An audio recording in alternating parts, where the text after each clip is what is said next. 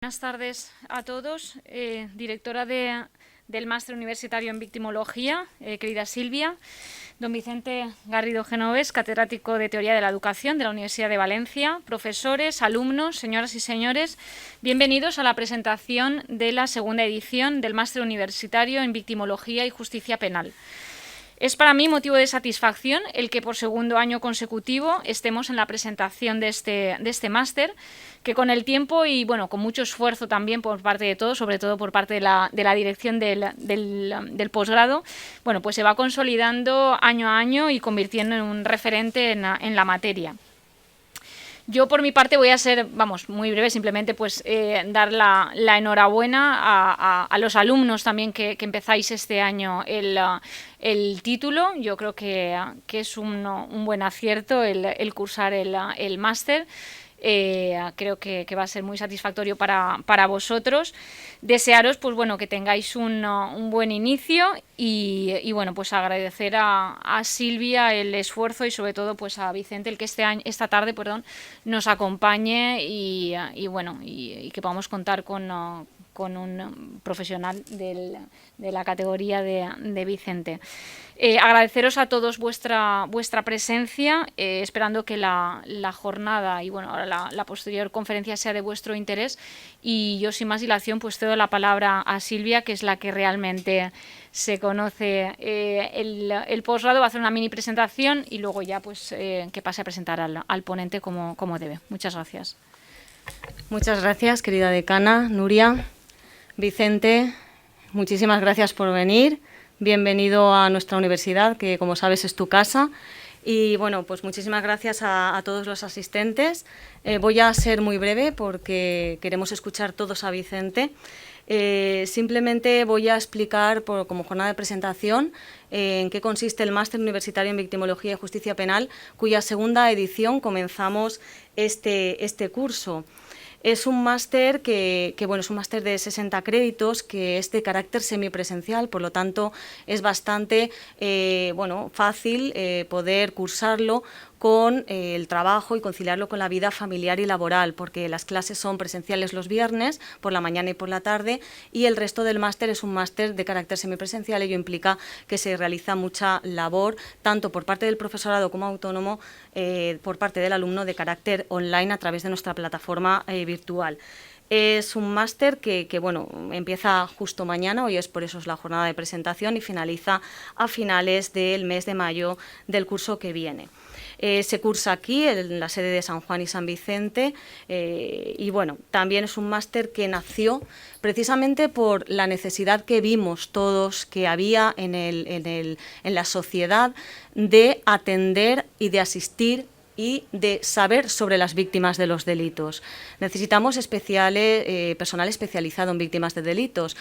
Poco a poco es verdad que en la Generalitat Valenciana tenemos la gran suerte de que durante los últimos años nuestra comunidad autónoma ha sido una de las principales pioneras en la atención a las víctimas de los delitos, también las fuerzas y cuerpos de seguridad del Estado, pero necesitamos personal especializado en víctimas cada vez más.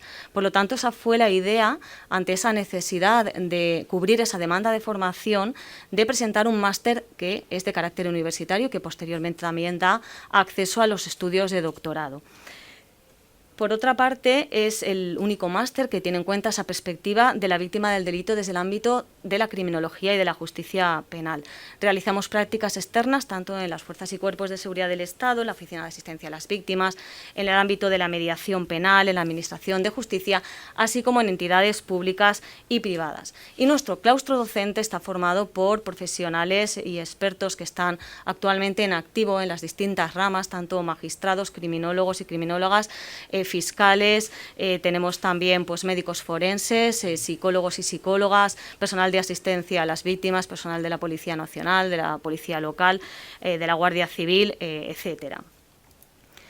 ¿Qué es lo que pretendemos con este máster? Pretendemos formar a los profesionales que en su día a día van a trabajar asistiendo a las víctimas de los delitos.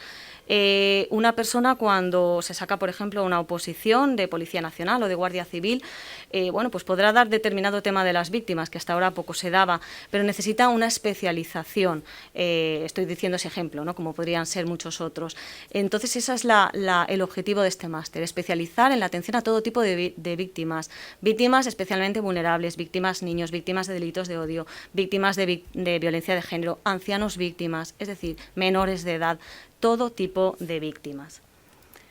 Dirigido a licenciados y graduados en criminología o titulación equivalente, si bien sí que estamos pendientes de solicitar ya la modificación para que también, desde el curso que viene, puedan entrar también alumnos egresados de Derecho, Psicología y Trabajo Social. Esto todavía está pendiente de aprobación, pero quería indicarlo porque bueno, pues se podría ampliar también ese espectro para las personas que quieran acceder al máster. Estos son los módulos. Verán que todos son palabras de victimología víctima, porque es esto, es un máster especializado en victimología y en las víctimas de los delitos. Por lo tanto, desde el punto de vista más teórico, como la victimología de la víctima, desde el ámbito policial, desde el Instituto de Medicina Legal y las Ciencias Forenses, la víctima, su paso por el proceso penal, el sistema judicial, una especial referencia a las víctimas vulnerables, a las víctimas menores de edad, a esas víctimas de delitos de odio, a esas víctimas de violencia de género. Y luego también, muy importante, el tema de la protección y asistencia a las víctimas de los delitos. No aparece porque se ha descuadrado un poquito, pero también se ve un poquito aquí abajo la justicia restaurativa, también como medio para evitar la victimización secundaria de las víctimas. También tenemos un módulo dedicado a la justicia restaurativa y también a la mediación penal. Y las prácticas que he comentado anteriormente. Profesorado ya lo hemos comentado, claustro docente formado por profesionales en activo y expertos que lo que hacen es aportar esa esencia a la victimología. Cuando termine, ¿qué salidas profesionales tengo? Pues bueno, pues es la especialización, asistencia y atención a las víctimas, fuerzas y cuerpos de seguridad, asesoramiento criminológico a las víctimas de delito, especialización victimológica en organizaciones internacionales, nacionales, gubernamentales, no gubernamentales, en el campo de la justicia penal. Aquí tienen bueno, mi correo master.victimología@ucv.es y el enlace de la web del máster donde pueden encontrar más información. Y bueno, sin más dilación, yo voy a presentar, tenemos el gran placer de contar con Vicente Garrido Genovés, que se doctoró en Psicología en 1983 por la Universidad de Valencia y amplió estudios de criminología en la Universidad de Ottawa, Canadá, en 1986. Actualmente es catedrático de Teoría de la Educación, perfil Criminología de la Universidad de Valencia. El Ministerio de Justicia le concedió la Cruz de San Raimundo de Peñafort por su contribución a una justicia más humana y eficaz. Vicente Garrido ha impartido cursos de prevención y tratamiento del delincuente, evaluación de la psicopatía, prevención de la violencia de género y otros temas criminológicos en muchas regiones de España, así como en otros países de Europa y América. Algunos de sus libros más conocidos son La delincuencia juvenil, El psicópata, Cara a cara con el psicópata, ¿Qué es la psicología criminológica?, Los hijos tiranos, El síndrome del emperador y Asesinos múltiples y otros depredadores sociales. Ha escrito los primeros libros de psicología aplicada a la investigación criminal que se han hecho en España: El rastro del asesino, La mente criminal, Psicología de la investigación criminal, Perfiles criminales y Crímenes sin resolver. Todos ellos, bueno, pues los distintos libros han estado con Patricia López, con Jorge Sobral y también con Patricia López, el último, el de Crímenes sin resolver y Perfiles criminales. Su libro Principios de Criminología, con Santiago Redondo, es libro de texto en muchas universidades de España y América. En su faceta literaria es autor de 5 novelas de temática criminal con la autora española Nieves Albarca y de estudios críticos sobre la narrativa criminal en la literatura y el cine, entre los que destaca la versión comentada de Hamlet de William Shakespeare con José María Tamarit en el año 2016, y el volumen El silencio de los corderos, una exploración del mal, con Virgilio Latorre, editorial Tirán lo Blanc 2018. Su último libro es True Crime, la fascinación del mal, de la editorial Ariel en 2020. Y bueno, sin más dilación, cedo la palabra a Vicente, que nos va a deleitar en su conferencia sobre el tema de la prostitución, menos muertas, las mujeres, pues bueno, de prostitutas y víctimas de homicidio. Muchísimas gracias, Vicente.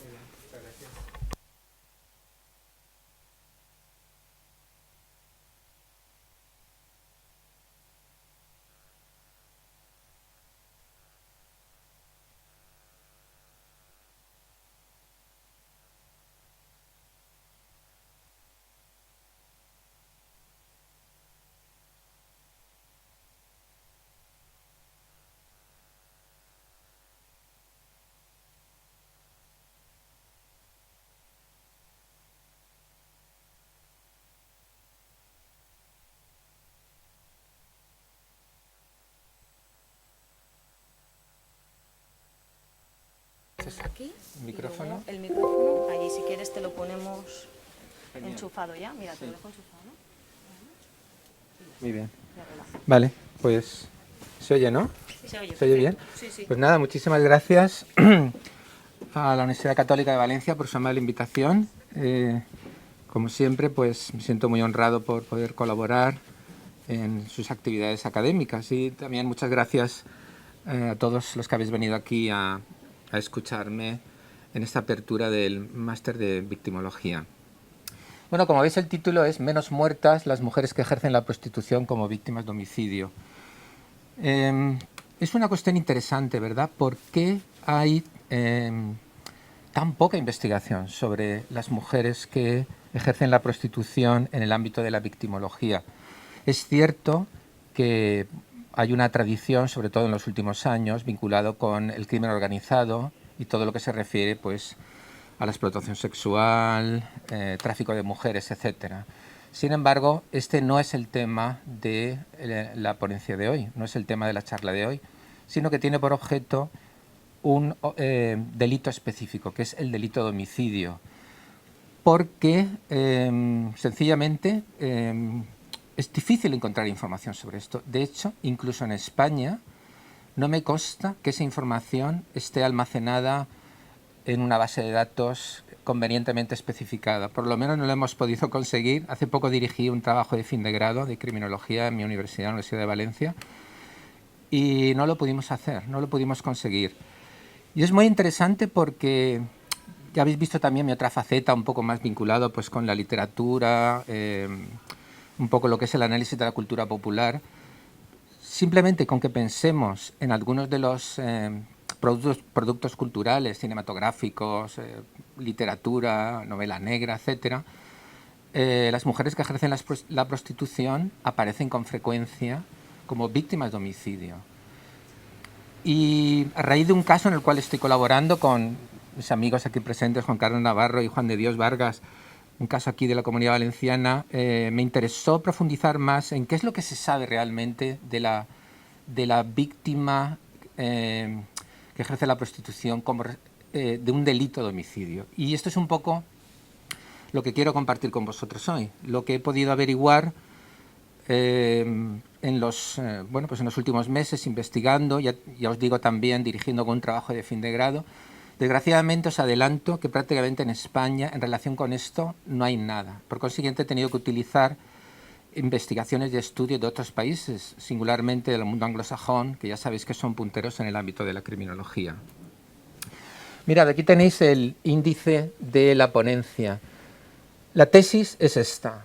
Las mujeres prostitutas, las mujeres que ejercen la prostitución, tienen una alta probabilidad de ser víctimas de homicidio y, con frecuencia, por asesinos en serie.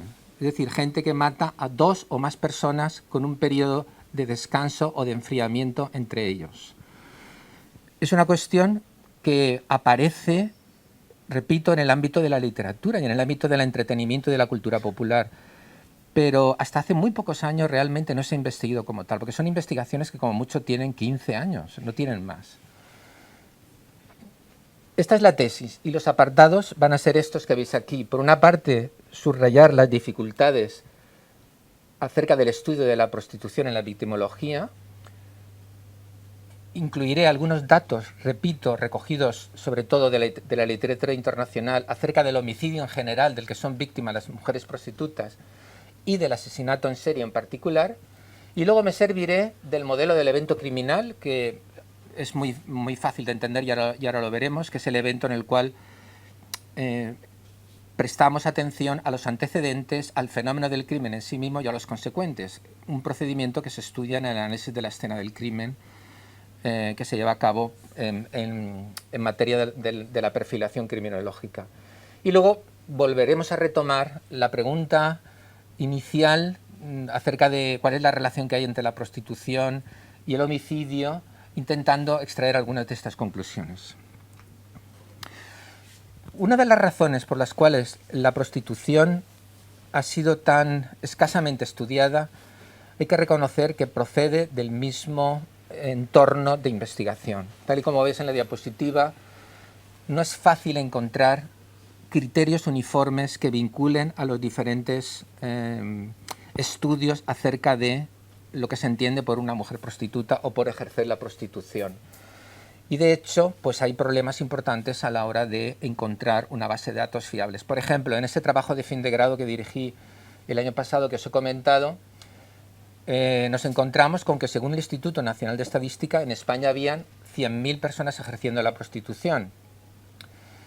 Pero para la Policía Nacional sería prácticamente la mitad, solo 45.000. Y luego, por supuesto, tenemos que considerar que se trata de una actividad pues que está siempre un poco en la frontera, ¿verdad?, entre lo ilegal y lo legal, en la cual hay una gran cifra negra, ¿no?, sobre todo si atendemos pues, a las mafias que tienen una parte del sector de la prostitución de manera oculta, la gran transitoriedad o la gran transhumancia que hay o la gran movilidad que hay con respecto a las mujeres que ejercen esta actividad. En todo caso, no es fácil hacer estudios detenidos, pero aún así llama la atención, una vez más, que en España no haya podido encontrar ni un solo estudio donde se analice el problema del homicidio. Por supuesto, la trata, la explotación, el tráfico, sí, se entiende, ¿verdad? Pues porque en definitiva son esas mafias las que están aprovechándose y generando mucho dinero a costa de la salud de estas personas y de la libertad. Pero, considerando que se trata de una población vulnerable, podría ser interesante también investigar este punto, pero hasta ahora, repito, aquí no se ha hecho. Otra cuestión interesante es que no siempre es fácil, por supuesto en algunos casos lo es, pero en otros casos, fuera de lo que podemos considerar el control de las mafias, no es fácil en ocasiones definir, como antes apunté, cuando estamos frente a una mujer que ejerce la prostitución. ¿Por qué? Porque hay mujeres que actúan la mayor parte del tiempo de modo convencional y tan solo de manera episódica ejercen la prostitución.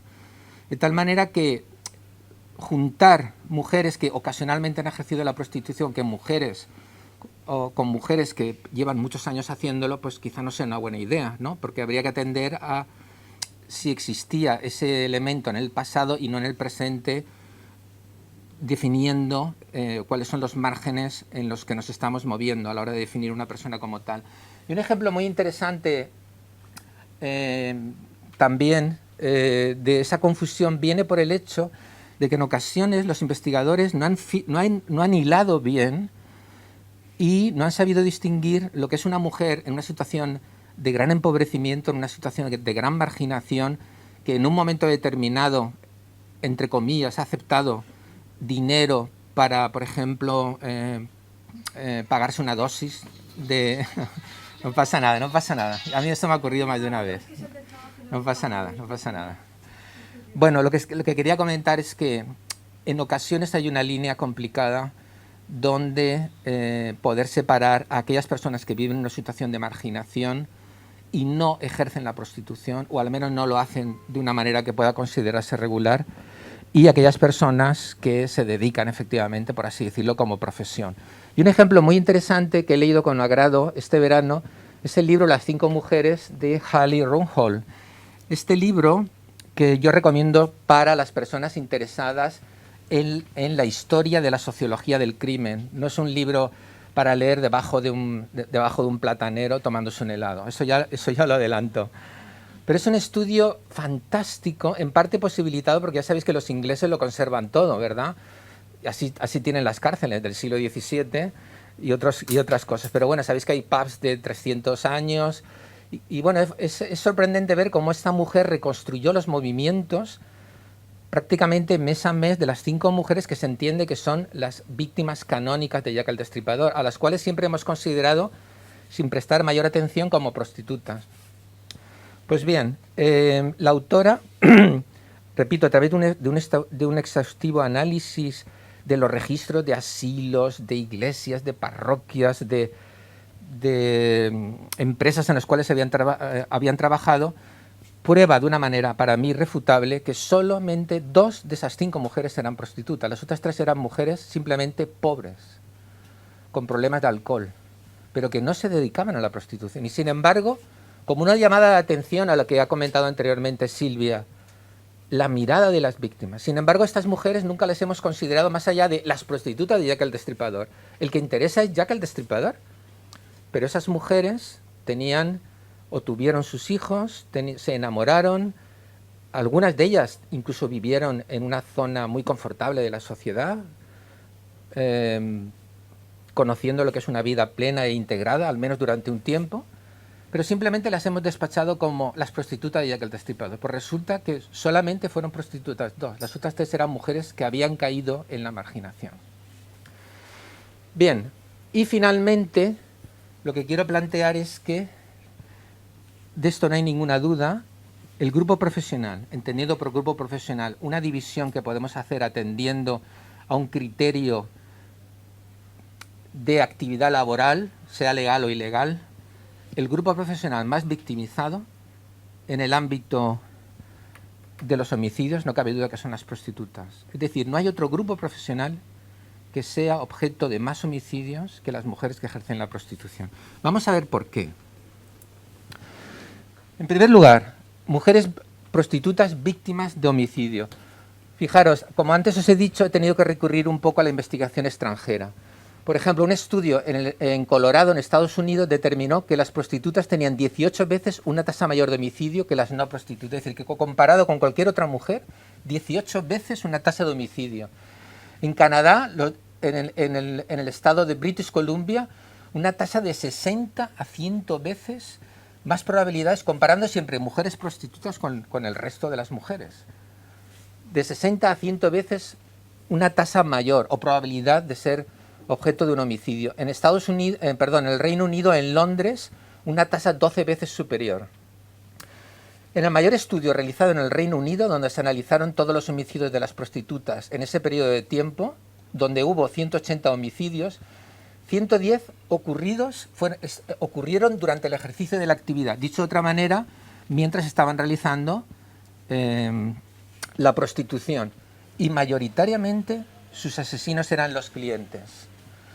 Dicho de otra manera, aproximadamente un 80% o un 70%, no he sacado el porcentaje, de prostitutas mueren porque las matan sus clientes. Y un porcentaje residual, aunque en cierta manera todavía significativo, perdón, comete el homicidio familiares, conocidos o la pareja. De tal manera que no cabe duda que el principal problema de las prostitutas tiene que ver precisamente con los clientes. Luego veremos por qué. Un estudio muy interesante en los Estados Unidos, porque aquí hemos visto Londres, Canadá, Estados Unidos, ahora volvemos a Canadá, señaló que un 43% de las prostitutas de homicidio lo fueron por un asesino que solo mató una vez, por ejemplo, un cliente.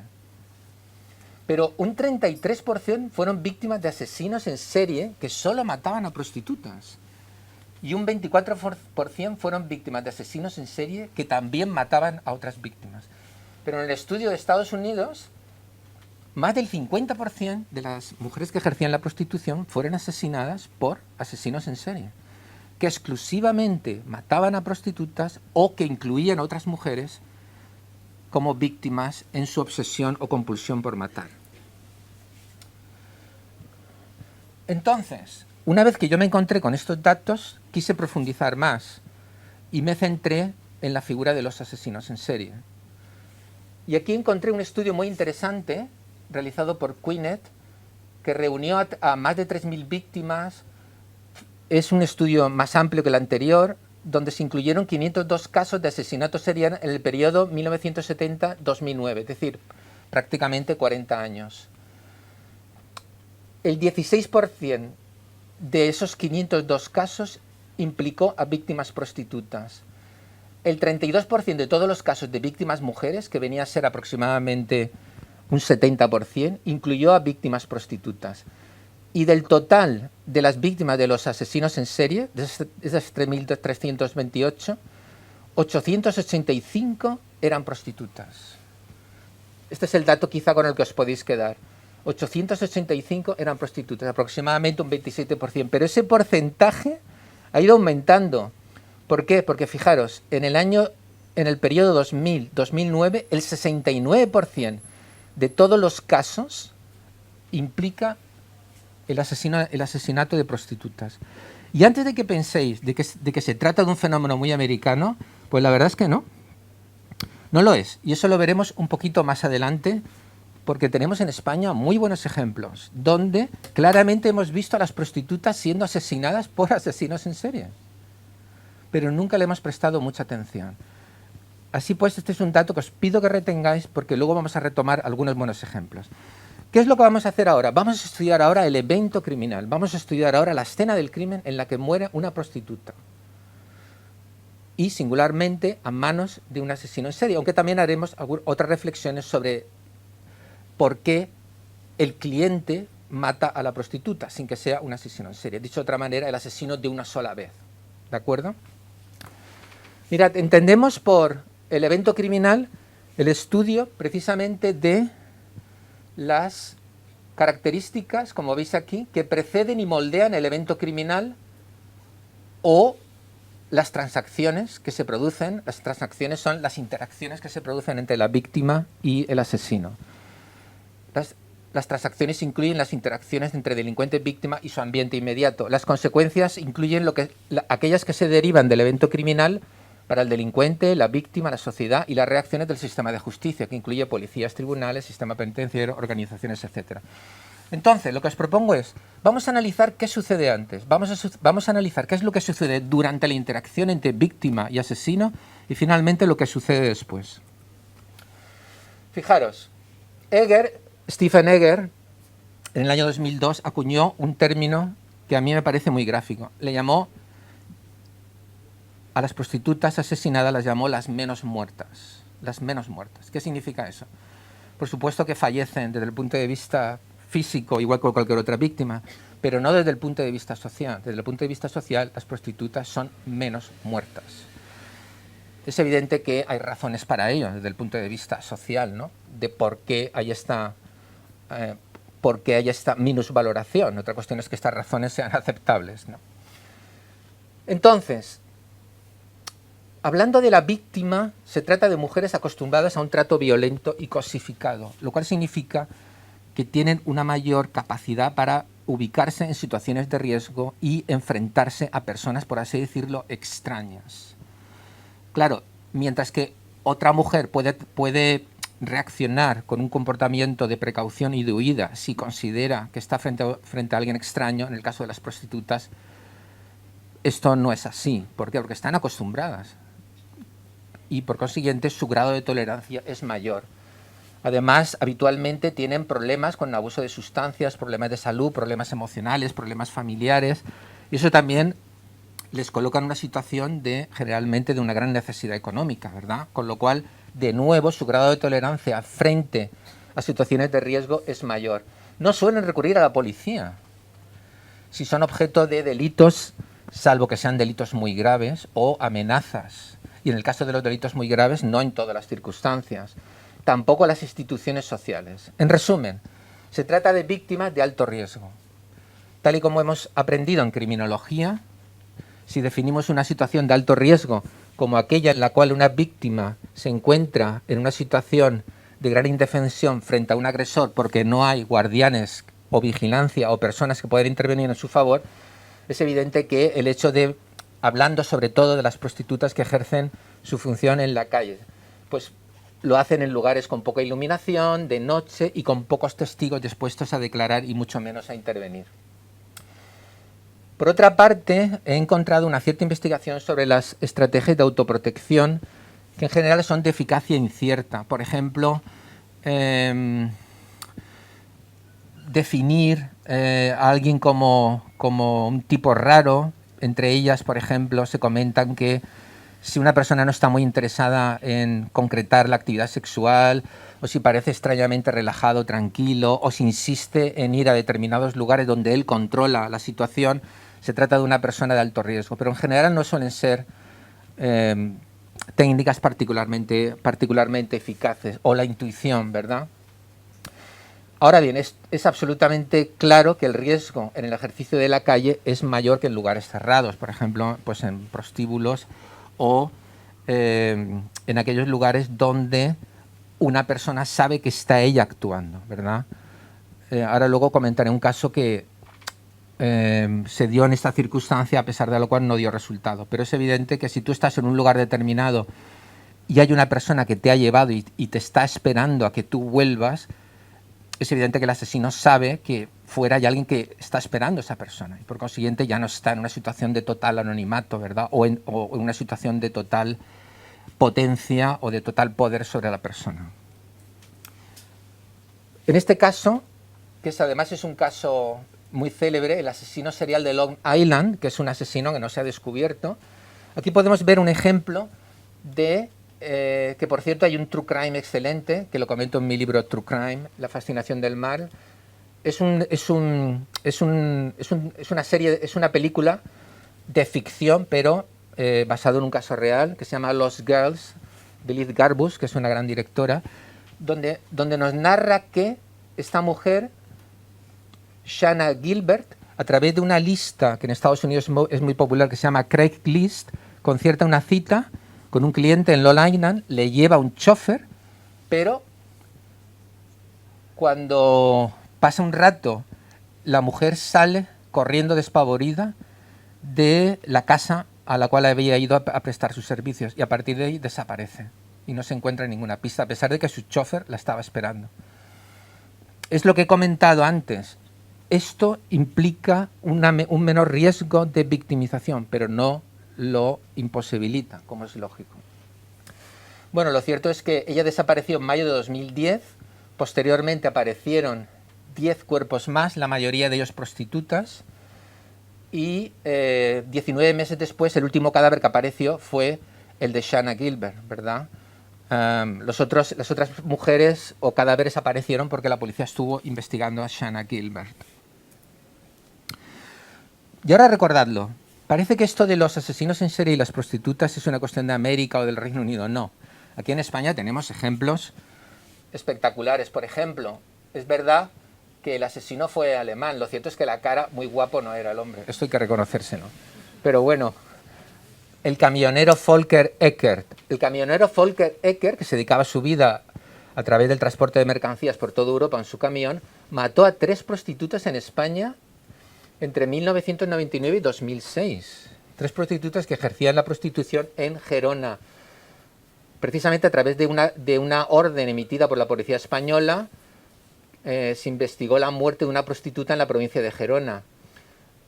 Era una mujer búlgara que se encontró estrangulada en Hostalric, algunas semanas antes de que se arrestara el sujeto. Posteriormente, cuando fue capturado, admitió que en 2001, en Macané de la Selva, también en Gerona, había matado a otra mujer. Y en Sant Sadurní de Osormo, esta vez en la provincia de Barcelona, había matado a una mujer el año anterior. Fue capturado en 2007, pues en 2006. Dicho de otra manera, que de 2009 a 2006 había matado 3 prostitutas españolas. ¿Quién se enteró de esto realmente? Nadie. Eran menos muertas. Simplemente fallecieron, por así decirlo, como un gaje del oficio. También había matado a otras 2 mujeres, ¿verdad? Y luego se suicidó. Él dijo: al fin me habéis detenido, yo no podía parar de hacer esto, solo así, matando a las mujeres, disfruto del sexo. Sé que esto está mal, que así no podía seguir y que por eso tenía pensado entregarme dentro de un año. Luego se supo que había asesinado con 16 años a un compañero o a una compañera del instituto. Muy bien, hemos visto pues los precursores, la víctima, hemos visto cómo son personas de alto riesgo, hemos visto cómo son personas que pocas veces llaman a la policía o contactan con instituciones sociales. En definitiva, mujeres desde el punto de vista del riesgo, claramente en situación elevada. Pero ahora vamos a ver los precursores desde la otra óptica, desde la óptica del asesino, es decir, los elementos previos antes de la interacción con la víctima. En primer lugar, no cabe duda que el asesino en serie es el asesino especialista en matar mujeres. En la investigación a la cual antes había hecho referencia, el 52% de los asesinos en serie mataban a mujeres y un 33% a hombres y mujeres. El especialista en matar mujeres es el asesino en serie. Aquella persona que mata a 2 o más víctimas en periodos diferentes es el gran especialista en matar a las mujeres, prostitutas y las que no lo son. ¿De acuerdo? Esto es un hecho que ya sabemos desde hace mucho tiempo de la investigación. Pero tenemos que echar la vista atrás. Antes he hablado de Jack el Destripador. Los asesinos en serie y las prostitutas están desde nosotros del nacimiento de la policía moderna, desde el nacimiento de la ciencia forense moderna, desde el nacimiento de la literatura policíaca moderna. Primero con Edgar Allan Poe, luego con Sherlock Holmes. Es interesante esto, pero tenéis que observar que todo esto eclosiona a la vez. En la medida en que se produce la aparición y el desarrollo de la nueva sociedad industrial, que básicamente es la sociedad en la que todavía vivimos, aunque con mayor tecnología, que esto se produce a finales del siglo XIX, la gran industrialización, la gran migración a las grandes ciudades, se producen situaciones de anomia, el control social informal ya no es relevante porque ahora hay decenas de miles de personas viviendo de manera hacinada en los barrios, en concreto en Londres, de la zona pobre, que es el East End. Ahora Whitechapel, si habéis estado en Londres, ahora es una zona moderna y una zona de moda, pero a finales del siglo XIX y buena parte del siglo XX, Londres estaba dividido en la zona rica, la zona de la burguesía y de la nobleza, que era el West End, y luego la zona este o East End, ¿verdad? Entonces, el asesino en serie moderno, que nace con Jack el Destripador, mata a prostitutas. Ya hoy en día sabemos que mata a algunas prostitutas, que las otras 3 no lo eran. Pero durante 100 años fueron calificados de este modo, ¿verdad? Pero es que resulta que el último asesino en serie y más grande de la historia, Samuel Little, que lo tenemos aquí, confesó haber matado a 93 mujeres. Y el FBI pudo confirmar la mayoría de estos casos.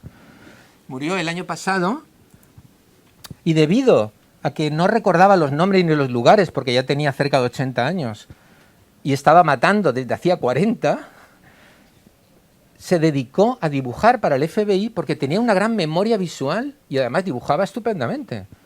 Entonces se dedicó a dibujar con una gran, como veis, con un gran realismo, los rostros de aquellas personas que él recordaba que había matado.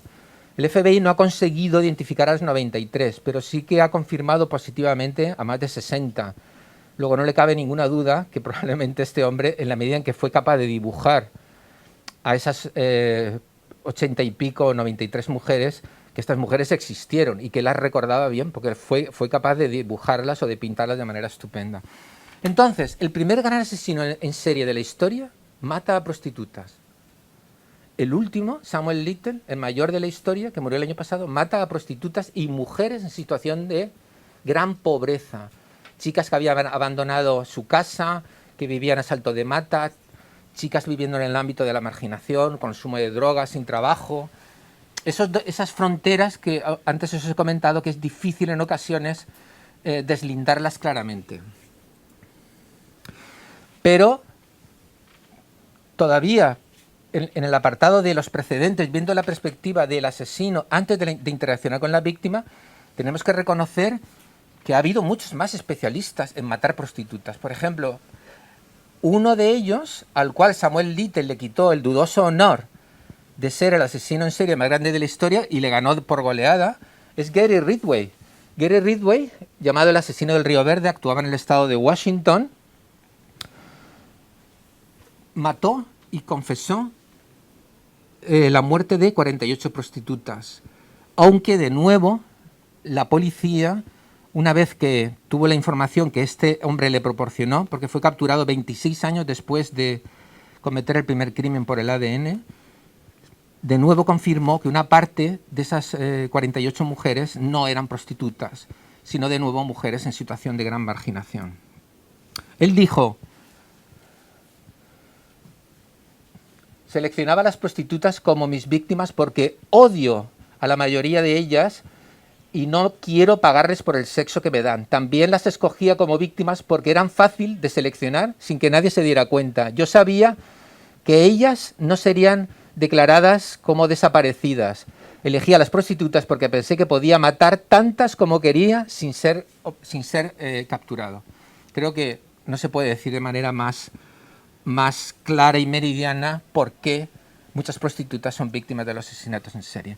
Muy bien, vemos pues, por una parte, en los precursores víctimas especialmente vulnerables. Vemos por parte de los precursores en los agresores personas especialmente motivadas para matar a prostitutas. ¿Qué es lo que ocurre ahora en la transacción? Fijaros, como antes os he dicho, es el modelo perfecto para explicar la victimización. Si recordáis la teoría de las actividades cotidianas de Cohen y Felson, el delito se produce como consecuencia de la interacción en un mismo espacio y tiempo de un delincuente motivado, una víctima propicia y una ausencia de guardianes capaces de proteger a la víctima. Y esto es justamente lo que se produce en las mujeres que son asesinadas, tanto por asesinos en serie como por sus clientes, ya que antes hemos visto que la mayor parte de las mujeres prostitutas mueren como consecuencia de su actividad profesional. Además, tenéis que pensar que en el transcurso de la interacción, en definitiva, en lo que hacen víctima y agresor en la escena del crimen, debido a el estigma de la prostitución, el asesino, ya sea serial o no, tiene mucho más fácil cosificar a la víctima. ¿Por qué?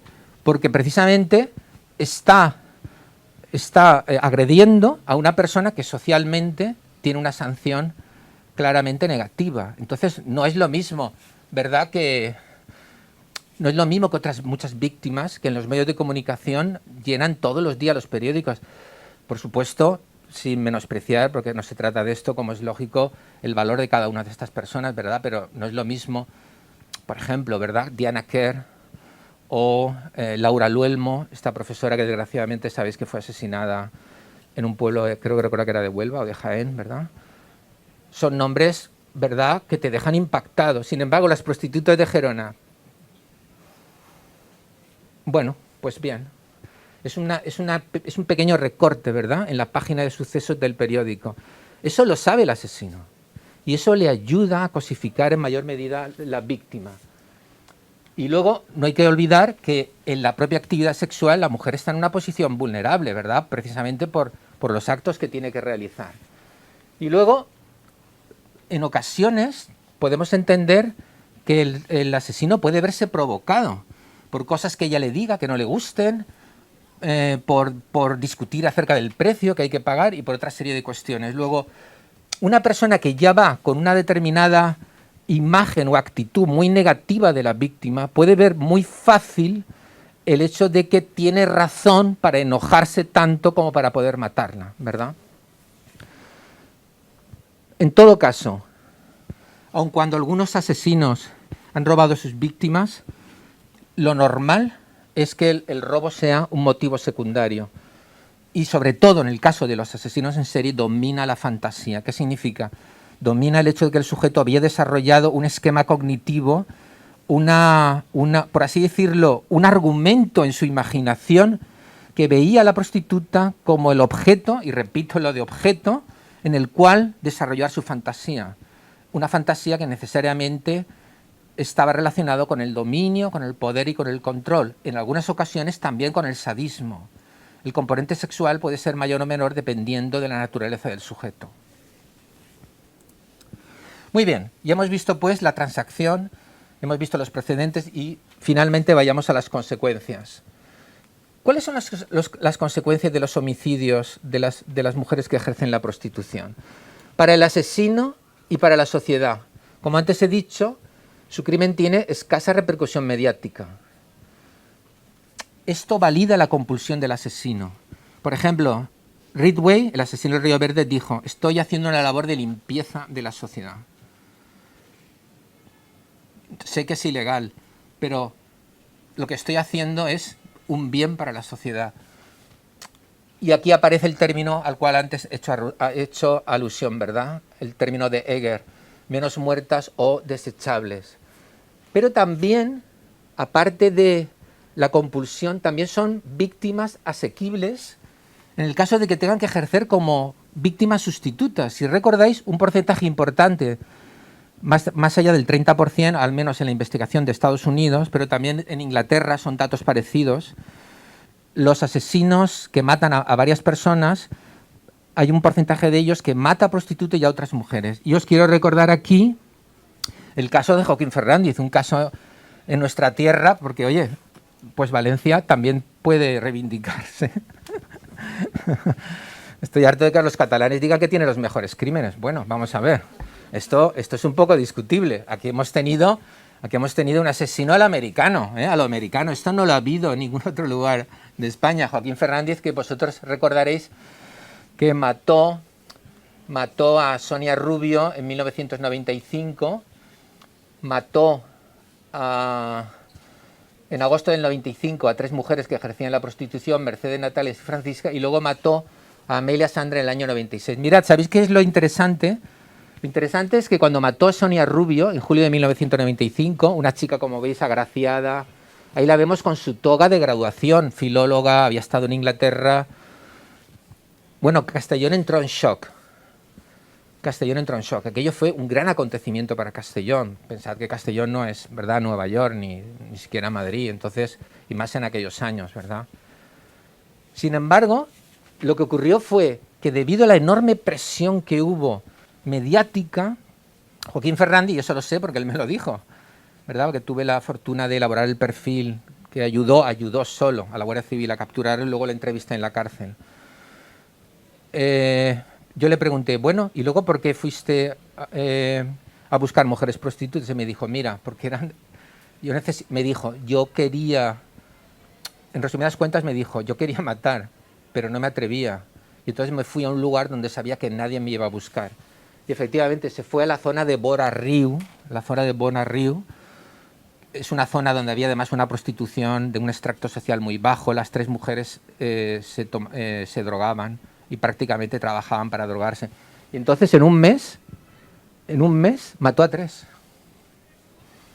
Estos son víctimas sustitutas. Él lo que quería matar eran mujeres no prostitutas y de hecho al año siguiente lo hizo con otra mujer a la que conoció, porque él iba por la zona de Benicàssim a buscar a las chicas y entonces ligó con ella.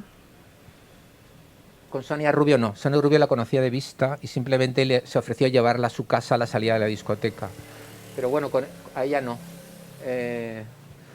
Esto fue un ligue. Él me dijo que tuvo relaciones consentidas con ella en el coche y que luego la mató. Esto es un ejemplo de la motivación desde el punto de vista de víctimas sustitutas. En el caso del asesino en serie es una compulsión motivada por un drama, por un argumento de la imaginación, de tu fantasía. Tú quieres desarrollar un ritual que está asociado con el modo en que tú vas a sentir el poder y el control, pero en ocasiones puedes utilizar víctimas sustitutas. Por eso creo yo que hay un porcentaje muy grande de asesinos en series que utilizan ambos tipos de víctimas. Y en muchas ocasiones, esto es muy difícil de saber, pero en muchas ocasiones, como en el caso que hemos visto de Joaquín Fernández, fueron víctimas sustitutas. Por cierto, fijaros que aparecieron en febrero de 1996. ¿Os podéis creer que nadie las echó en falta? ¿Os podéis creer que nadie las echó en falta? La policía encontró los 3 cuerpos a la vez, en 1996, pero habían desaparecido en agosto del 95. Creo que aquí, en nuestra tierra, tenemos un ejemplo también muy claro de todas estas cosas que os he contado que pasan también en otros países, ¿verdad? Por supuesto, el caso de las prostitutas de Cataluña también. Aquí podéis ver dónde vivía, en Castellón. Aquí podéis ver en Benicàssim. Encontró a Sonia Rubio, se la llevó a la zona de Oropesa y ahí la mató. Y aquí es la zona de Bora Riu, cercano a Villarreal, que era una zona de cañaverales, donde había también mucho tráfico de camión que iba adrede ahí, no que pasara, ¿verdad?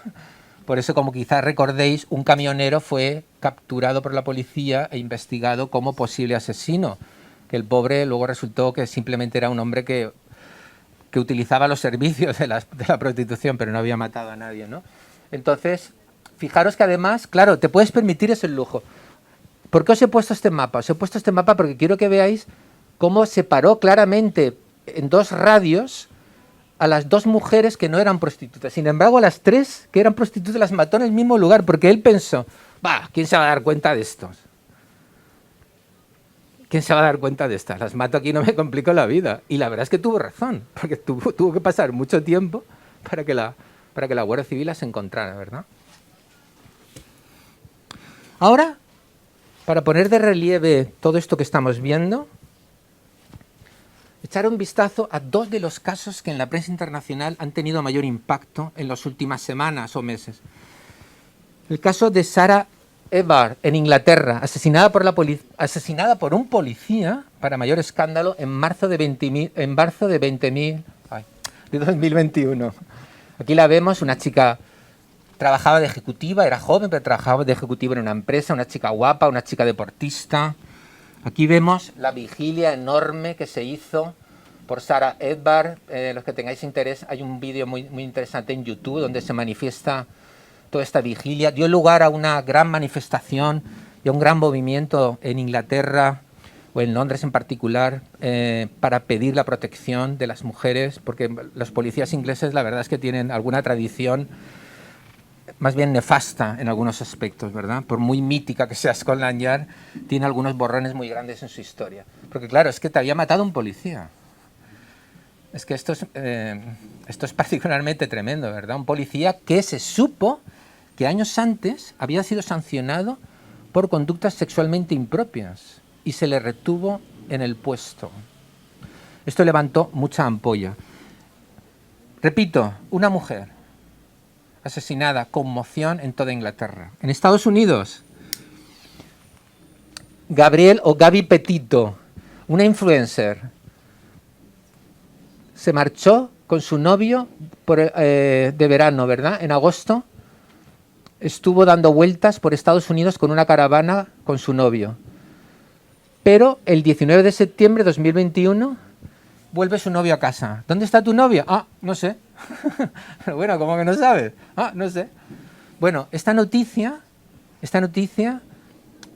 tuvo un impacto enorme en todos los Estados Unidos. Yo he leído ya 4 o 5 artículos en el New York Times, en el periódico más importante de Estados Unidos y quizá el más importante del mundo.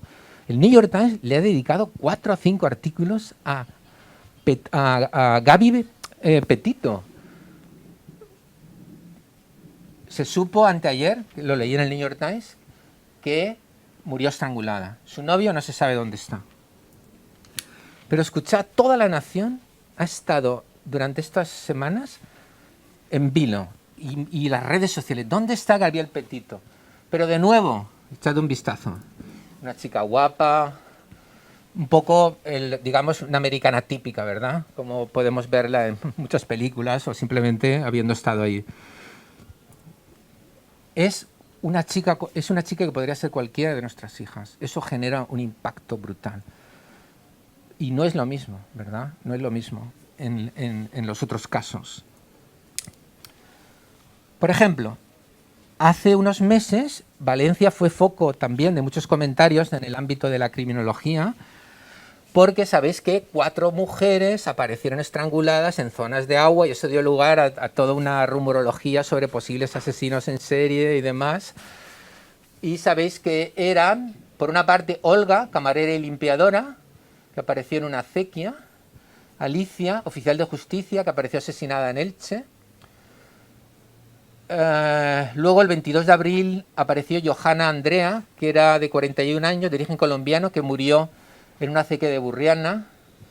Y luego también falleció Florina. De las 4, era la única que ejercía la prostitución. Desaparecida el 8 de enero, asesinada por un cliente, le mató un cliente. No un asesino en serie, un cliente. Es decir, de nuevo, el ejemplo más habitual de las causas o de los orígenes de los homicidios, exceptuando los asesinos en serie. Las matan sus clientes. Sin embargo, nos hubieran interesado especialmente estos homicidios, de no ser por qué se vinculó estas muertes con la posibilidad de que estuviera actuando un asesino en serie. Particularmente, probablemente no, porque fueron muertes aisladas, ¿verdad? Es decir, no solamente las prostitutas resultan en ocasiones desatendidas por los medios. Los medios, en la época en la que vivimos, donde todo es tan voraz y donde hay una competencia tan brutal entre todo tipo de fuentes y estrategias y plataformas de comunicación, devoran las noticias a una velocidad impresionante, ¿verdad? La prueba la tenéis en Afganistán. Hace un mes el mundo parecía hundirse en Afganistán. Ahora, ¿quién se acuerda de Afganistán? Pues bueno, nos enteramos si viene un avión o otro, pero eso ya ha pasado. Afganistán ahora ya no interesa. Entonces, Aquí la cuestión es que incluso si las mujeres no tienen particularmente una entrada importante en lo que es la conciencia mediática, también desaparecen. Una chica normal y corriente que después de haber aprobado las oposiciones resulta asesinada por alguien. Una chica normal y corriente que se dedicaba pues un poco a ir viviendo con lo que encontraba, ¿verdad? Limpiadora, camarera, que vivía en un piso compartido. Y desde luego la prostituta, ¿verdad? La prostituta Florina, que, bueno, pues la policía ha encontrado al asesino, ya os he dicho que es un cliente, y ha encontrado también al asesino de Johanna Andrea Aguilar, que le mató a su marido. No te lo pierdas, tú. Al final resulta que el asesino era el marido. Bueno, ninguna de estas muertes tiene ningún glamour. ¿Y por qué es eso? ¿Por qué la sociedad ejerce esa discriminación tan dramática, ¿verdad? Y tan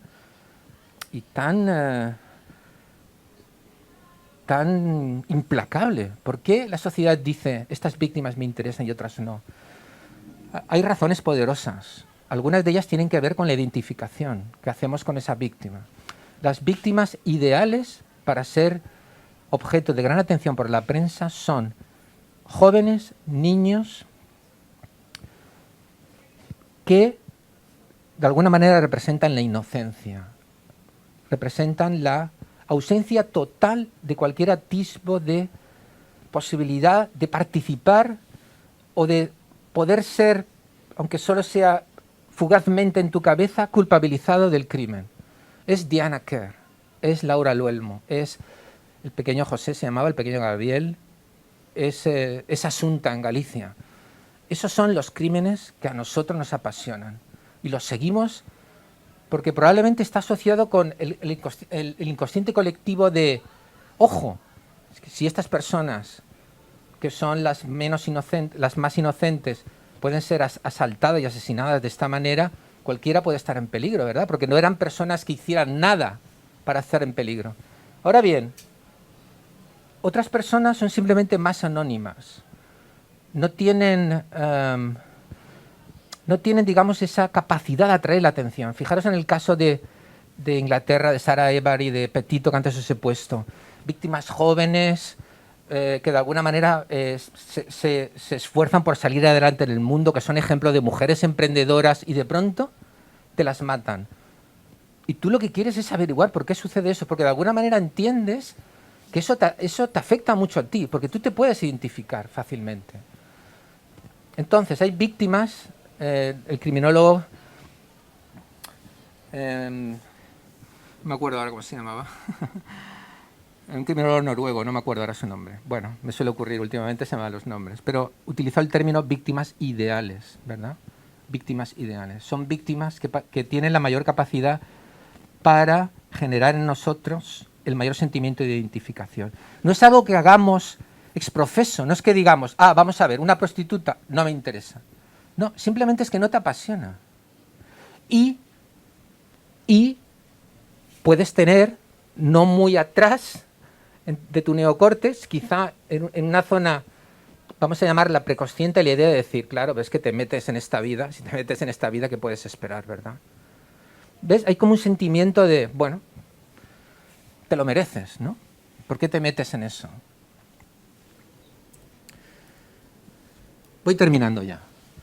¿Por qué la alta tasa de mujeres que ejercen la prostitución que son asesinadas? Mirad, el New York Times dijo sobre Samuel Little, este asesino que antes os he comentado de los dibujos. Muchas de las víctimas eran mujeres vulnerables, la mayoría de ellas eran negras y muchas eran pobres. Algunas estaban separadas de los miembros de su familia o vivían muy lejos de los parientes.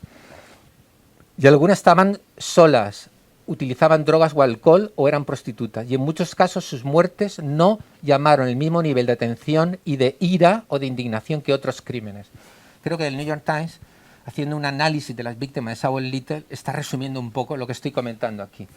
Entonces, termino. ¿Por qué las prostitutas son víctimas ideales del homicidio? La sociedad crea categorías de valor y espacio y les asigna un lugar, sobre todo en el ámbito callejero, ¿verdad?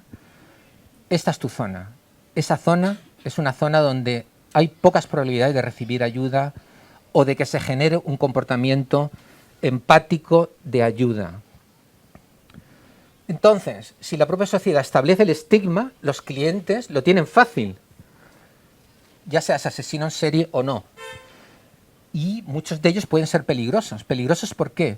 Porque desean, de alguna manera, verter su compulsión o su ira o su cólera en mujeres que él sabe que las va a tener a su disposición. Y eso solo ocurre en el caso de los encuentros de la prostitución. Más allá de esto, se sabe que muchos de los detonantes inmediatos, que yo entiendo que son excusas, en realidad, para dar rienda suelta a tu odio o a tu necesidad de encontrar un sustituto para una desazón que te quema y que piensas que la puedes solventar o al menos limitar ejerciendo un poder absoluto sobre la vida de otra persona, pueden ser cuestiones de dinero, los actos sexuales que ella está dispuesta a realizar o no, un fracaso a la hora de llegar a cabo el orgasmo o la erección, según el trabajo de Kinnell. Un ejemplo característico de esto fue en el llamado monstruo de Machala, Chamba, Gilberto Chamba, al cual estuve también estudiando como forense para el juicio. Este hombre había matado a 11 mujeres en Ecuador y llegó a España y mató a una estudiante de Derecho en la Universidad de Lleida. Él cuidaba el parking y aprovechando que ella salía de clase nocturna y no había nadie, la mató. Pero previamente había atacado a una prostituta. La prostituta tuvo sangre fría y mucha determinación, porque este hombre solo alcanzaba el orgasmo a través del homicidio, a través del asesinato. Entonces necesitaba estrangular para que sexualmente él se sintiera gratificado. Pero la mujer tuvo un gran espíritu de supervivencia, le golpeó donde más duele y luego salió corriendo pidiendo auxilio a otras mujeres que estaban ejerciendo la prostitución. Y luego fue a declarar. Tuvo mucho valor y fue a declarar, a pesar de que, como en Pretty Woman, se había casado con un hombre de mucho dinero y de prestigio de Lleida. Y sin embargo ella no se quiso esconder y fue a declarar en contra de Chamba. Aquí tenemos un ejemplo de cómo en esas personas tú puedes poner el deseo que te consume, la necesidad de poder utilizar a tu antojo y de cosificar absolutamente a sus víctimas. En definitiva, un asesino en serie vierte en las prostitutas desde Jack el Destripador, lo hemos visto, desde el origen de la propia ciencia forense, desde el origen del crimen moderno. Y hay 3 razones que impulsan a los asesinos en serie a actuar sobre las prostitutas. Una es que es una oportunidad para desarrollar la compulsión, como Leon Ridgway, el asesino del Río Verde. Tú quieres matar, y quieres matar a las mujeres. ¿Dónde vas a encontrar mejor opción que en las prostitutas? Algunas tienen una misión, como el propio Ridgway. Es decir, de alguna manera se consideran como cruzados de una especie de brigada de limpieza de lo que ellos consideran. Claro, es una postura terriblemente misógina, no es odio hacia las mujeres, sublimado hacia las prostitutas. Y ellos se consideran como cruzados de una misión. Y finalmente, debido a las circunstancias de especial privilegio en el que tú estás con una víctima, en las prostitutas puedes ejercer actos de gran sadismo, con muchas menos probabilidad de que alguien te interrumpa, porque precisamente estás en un estado, estás en una situación donde las oportunidades para recibir ayuda o para ser interrumpido son mucho menores. Finalmente, ¿por qué las prostitutas son víctimas ideales de homicidio? Porque los medios de comunicación no encuentran una gran noticia en estas muertes. Nada más, muchas gracias, muy amables.